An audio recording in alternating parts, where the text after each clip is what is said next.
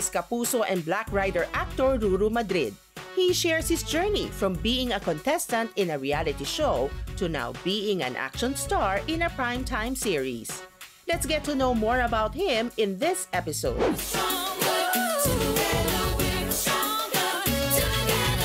Hi Ruru, welcome to Stronger Together, the GMA Pinoy TV podcast. Hello po. Ano ang feeling na balik primetime ka for Black Rider?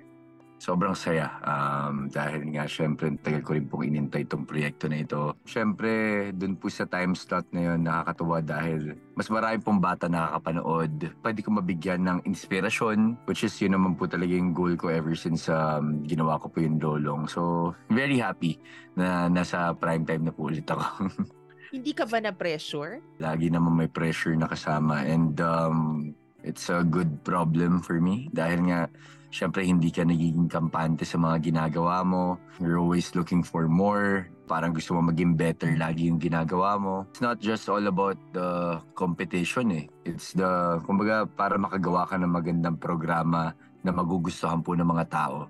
Doon po nanggagaling yung pressure. At saka pinag-aagawan yung time slot na yan. So the fact na ikaw yung nandyan, di ba? Talagang big deal siya, Ruru.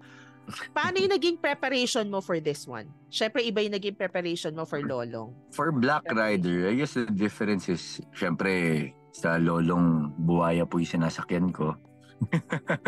Dito po ay motor.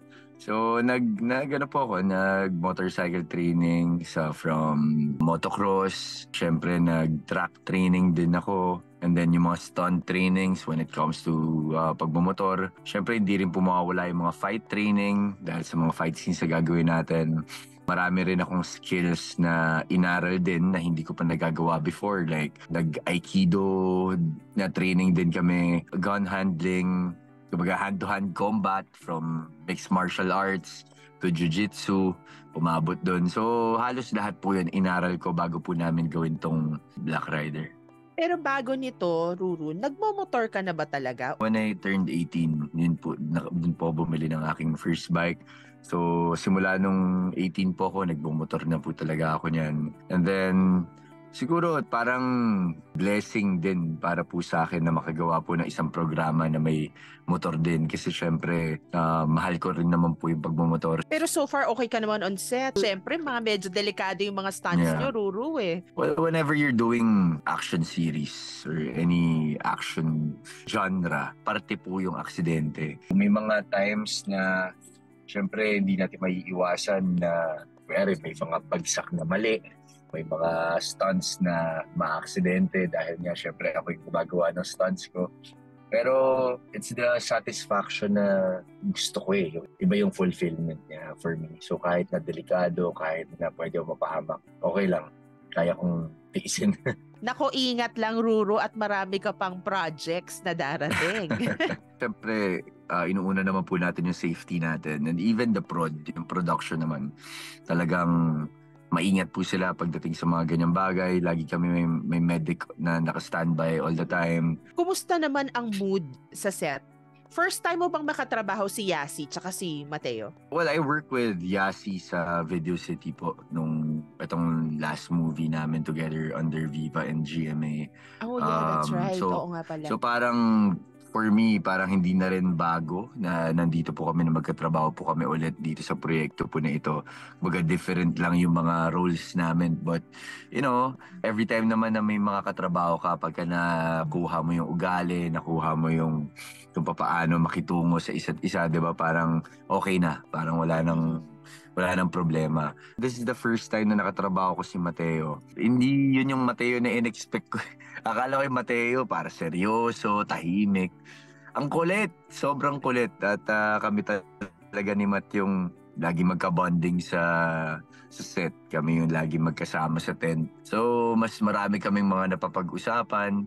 May mga bagay din na mga tinatanong ko din sa kanya dahil halos lahat po ng mga pangarap ko dati ginawa niya eh. Like yung Scout Ranger, finisher din siya ng Ironman. Na dati na talagang gusto ko po ma-experience. So, tinatanong ko sa kanya kung bakit niya ginawa yon, ano ba yung goal niya, ganyan. So, yun yung lagi namin napapag-usapan.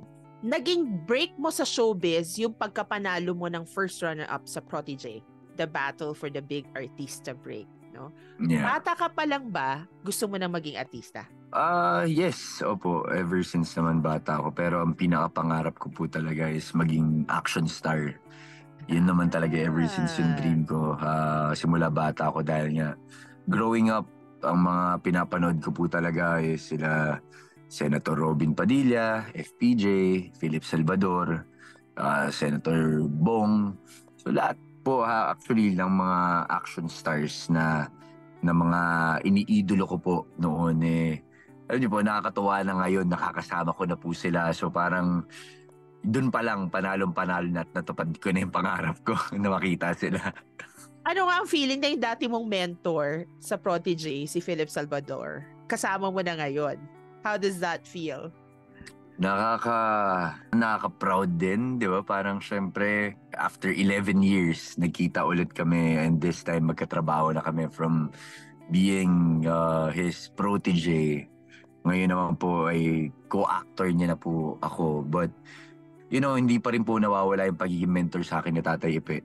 Every now and then, tumatawag yan. Ano ba yung pwede kong gawin? Ano ba yung pwede kong i-improve when it comes to acting, to fight scenes. Ako rin mismo, tumatawag din ako sa kanya dahil for me, yung curiosity mo sa mga bagay, parang dun ka mas mag-evolve Like pagka hindi ka nahihiyang magtanong sa kung paano ba yung pwede mong i-improve sa sarili mo, and at the same time, hindi naman basta-basta yung tinatanong ko.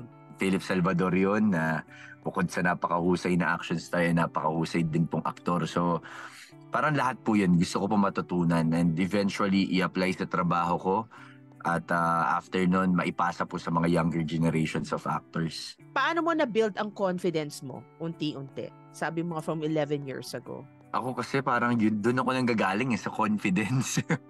Parang ever since bago pa ako mag-start sa show business, meron na ako nun. Yun yung parang nagdala sa akin kung nasan ako ngayon. It's not being parang nagyayabang ka or parang nagmamalaki ka sa mga tao. But yung confidence is nang gagaling dun sa tiwala ko sa sarili ko.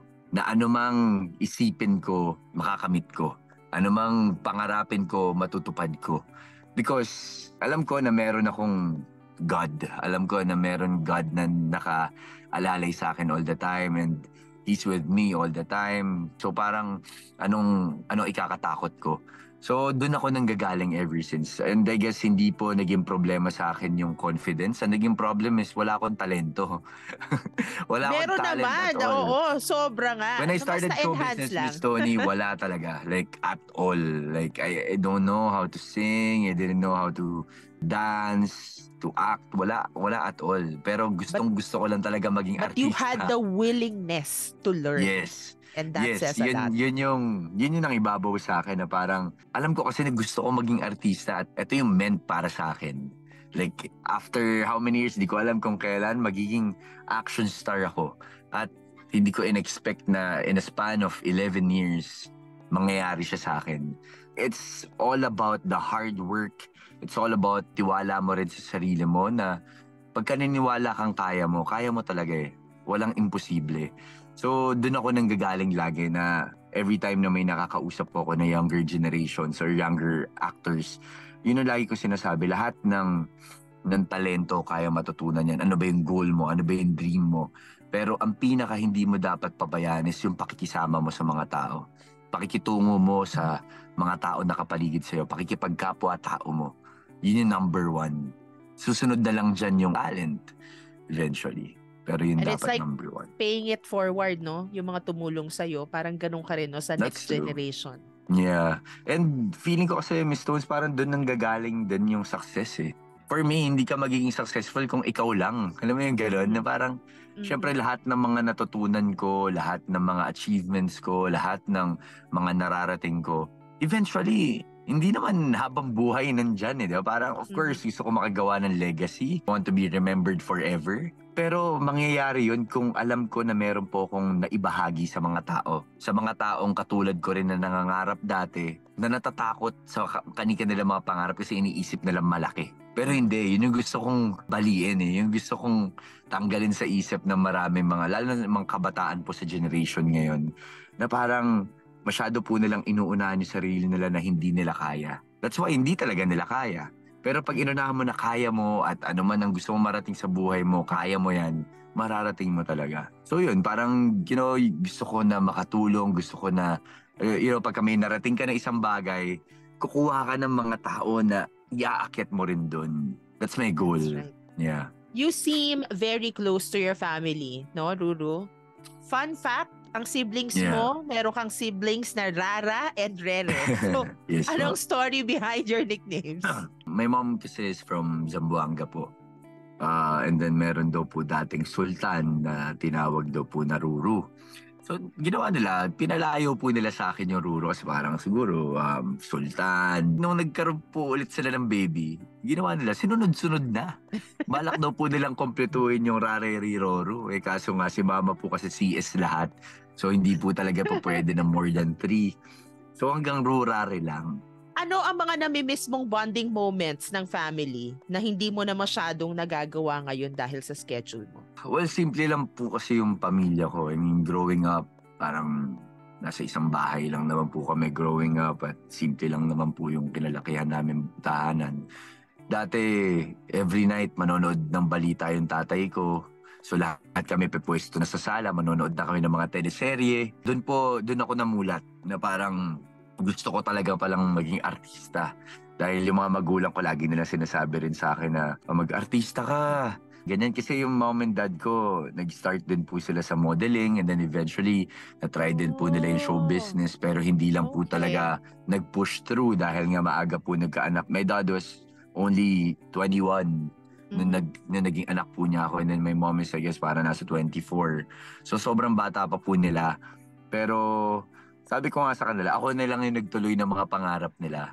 At kaming dalawa ni Rere living actually. Their dream. Yeah. Kaming dalawa ni Rere. So parang for us, parang yun yung nakakamiss. So parang yung mga simpleng ganong klaseng memories na parang let's say nasa sala kami, manonood kami ng TV na magkakasama. Kasi because of schedule, parang hindi na namin siya nagagawa.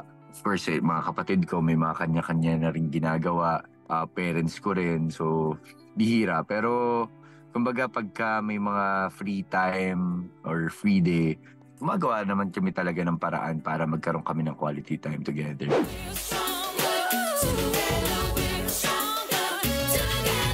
Global Pinoy. Feel closer to home with our all-time favorite shows. Fast Talk with Boy Abunda. 24 oras. Magpakailanman. Bubble Gang. Pepito Manaloto. And Kapuso Mo Jessica Soho. You can also enjoy award-winning news programs, documentaries, lifestyle shows, and many more on GMA Live TV and GMA News TV. GMA channels are available in the U.S. through various pay TV providers. To know more, visit gmapinoytv.com/subscribe or follow us at GMA Pinoy TV on social media. Mga Global Pinoy subscribers ng GMA Pinoy TV sa US, Canada, Singapore at Hong Kong. You can now watch Kapuso shows on the go. Just download the mobile app of your pay TV provider and enjoy TV everywhere. In the US via Xfinity Stream, Spectrum TV app, Cox Contour app, and Optimum TV app. In Canada via Bell 5 TV, Rogers Ignite TV, and TELUS Optic TV. And in Hong Kong via the Now TV app. TV everywhere is available to existing GMA subscribers only. Contact your pay TV provider or visit gmapinoytv.com/subscribe to learn more.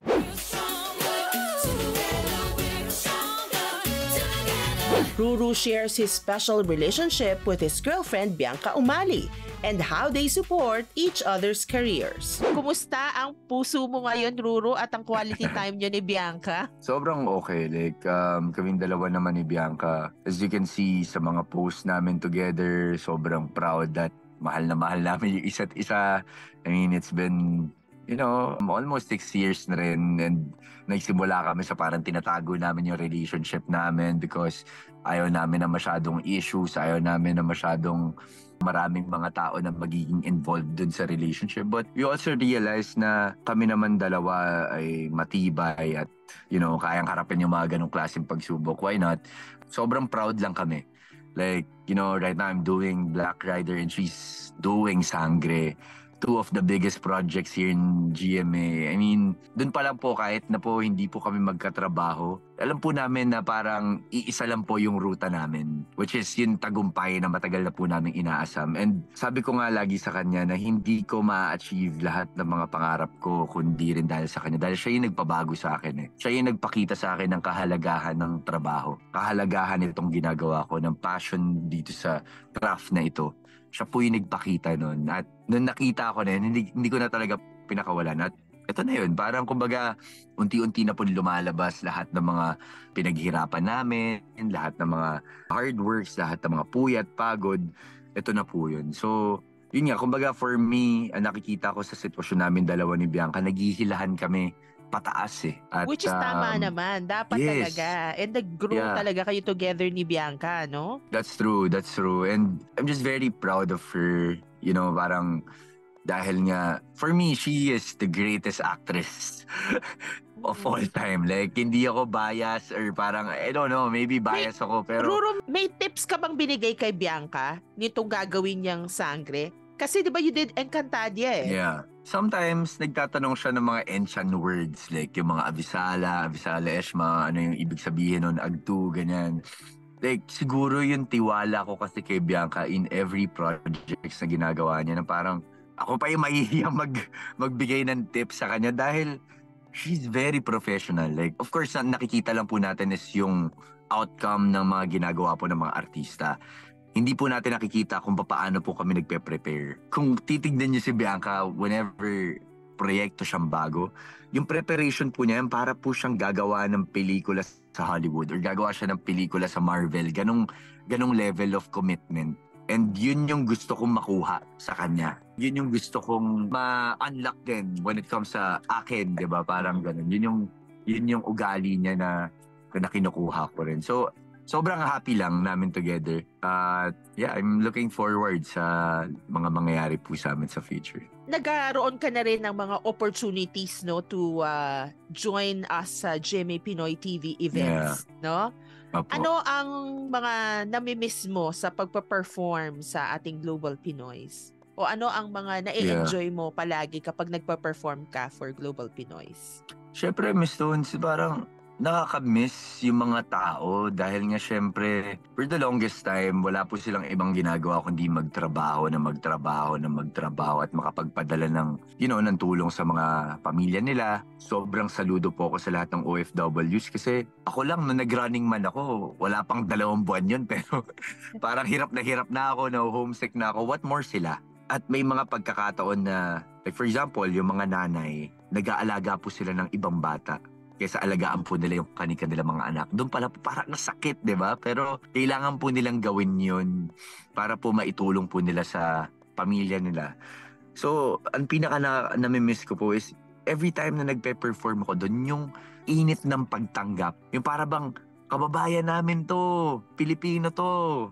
Ganon sila ka-proud that not all the time mararamdaman po namin yun. Like, pagka nagpe-perform kami sa iba't ibang lugar, di ba? Pero every time na pagka-abroad, doon kasi siguro yung pagkasabik po nila na makakita ng Pilipino. Usually kasi wala naman po sila ibang ginagawa kundi magtrabaho at manood sa YouTube or sa Pinoy TV. Basta yun na, nanonood lang po sila at parang doon lang po sila minsan kumukuha ng lakas, ng inspirasyon. Yun na, parang lagi ko nga rin po sinasabi sa manager ko sa Sparkle na sana po wag may mga Pinoy TV game na game ako talaga. Kasi nga, iba po yung pakiramdam. Para kang nare-recharge. Saan ka mas nag-e-enjoy? Acting or singing? Iba pa rin talaga yung pagmamahal ko sa acting. I mean, singing kasi parang part na yan ng sarili ko talaga growing up dahil ang pamilya ko, mga musikero talaga. Pero hindi ko po in-expect yung acting. Nung nasimulan ko po siyang aralin at naintindihan, parang sinabi ko sa sarili ko na itong bagay na to, itong ginagawa ko na to, kahit habang buhay ko siyang gawin, hindi ako mapapagod.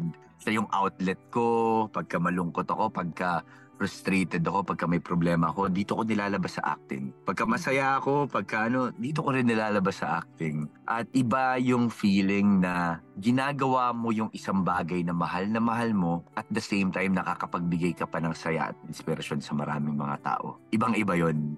So parang for me, wala po yung katumbas na anong halaga yung makapagpasaya ka, makagawa ka ng magagandang programa, makakonect ka sa tao. Wala po yung katumbas na halaga. Sobrang ibang klaseng fulfillment yun for me.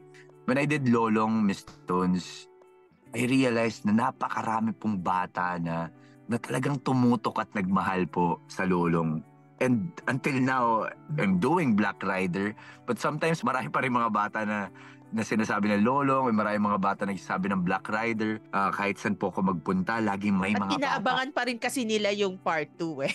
Yes. Na Lolong. So parang natutuwa lang ako na parang karamihan po doon sa mga nakuha natin na market is puro bata. Which is, for me, it's hard na kakaibang kakaibang responsibility dahil bata po yung nanonood sa'yo.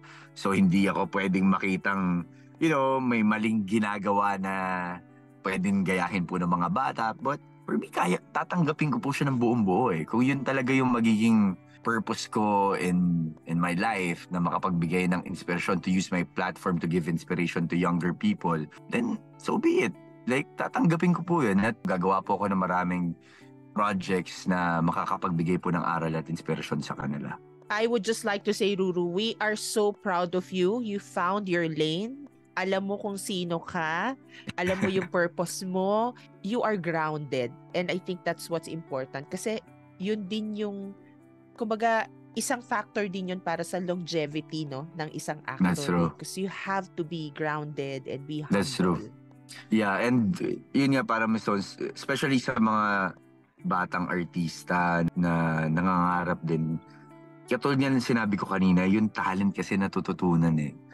Pero yung pakikisama mo sa lahat ng mga tao na kapaligid sa'yo. Ako, ang mindset ko, Miss Tones, kung papaano ko ituring yung pinaka-boss nating lahat. Same treatment to everyone. Tama. Same treatment to everyone. Tama. Because pantay-pantay lang po tayo. Tao lang rin po tayo. Lahat po tayo nahihirapan.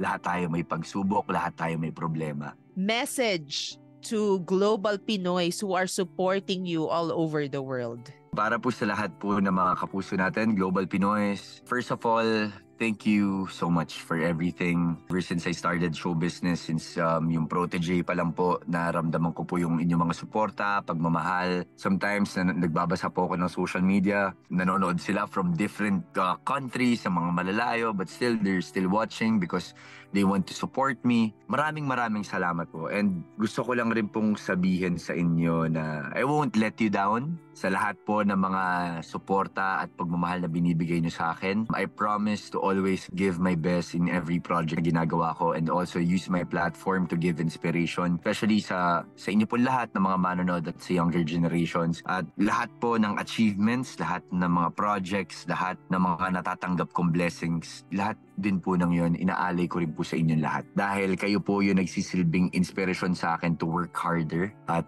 galingan ko pa po sa mga ginagawa ko. Yun po, maraming salamat dahil kayo rin po nagsisilbing gasolina para sa akin. Thank you at samahan niyo po sana ako sa magiging journey ng buhay ko. I'm almost turning 26. Parang 2 weeks na lang. Pero marami pa tayong lalakarin, marami pa tayong paglalakbayan. Pero sana gusto ko pong kasama ko po kayo doon all the time. Maraming salamat po. Thank you, Ruru. Congratulations again on Black Rider. Thank you, Ms. Stones. At aabangan pa namin ang mga susunod mong projects. Keep up the good work and see you sa GMA Pinoy TV events.